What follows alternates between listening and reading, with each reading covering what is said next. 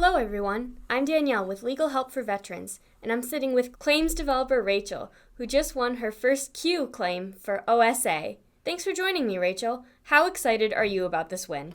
I'm really excited about it. This type of claim is rare. We don't see them very much, so whenever we have the chance to, go above and beyond for a veteran, it's always exciting. That's awesome. Tell me a little bit about how you began working on this case.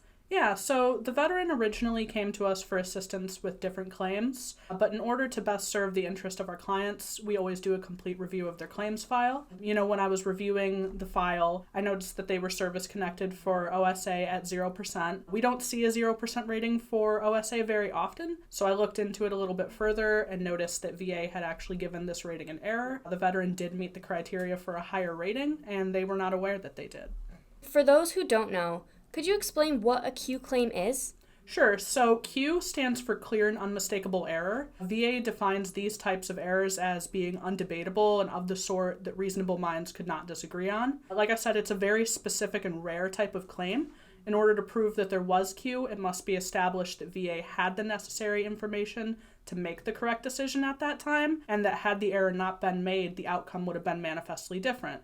So in this veteran's case, they would have been compensated at a higher overall disability percentage had VA made the correct decision. Got it. How about OSA? So OSA stands for Obstructive Sleep Apnea. It's a sleep-related breathing disorder which occurs when muscles in the back of the throat relax and cause the airway to become restricted, which obstructs normal breathing. When this happens, the brain briefly wakes you up so that normal breathing can resume. And as a result, a lot of people with sleep apnea often get inadequate sleep, but they're not always aware of the reason. Could you share with me what rating your client started with and what they're at now? Sure. So the veteran came to us with a rating of 70%.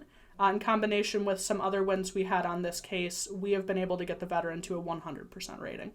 What steps would you recommend to all veterans when starting a VA claim? So it's important to understand what VA looks for when granting a claim for service connection. There are 3 requirements: a current diagnosed disability, evidence that the disability began in service, or evidence that a condition which is already service-connected caused or worsened the disability, and a medical nexus between the in-service incident and the diagnosed disability. More so, to ensure that you're not improperly denied service connection or an increased rating, it's always best to reach out to an accredited VA disability firm. The claims process can be long and complex, and it's not really uncommon for veterans to lose out on benefits they're entitled to simply because they don't know what VA looks for to grant service connection or an increased rating. Working with someone who's well-versed in this field of law protects the veteran from VA error and ensures they receive all of the benefits they're due. Thank you for your time, Rachel. Again, this is Danielle with Legal Help for Veterans in Northville, Michigan.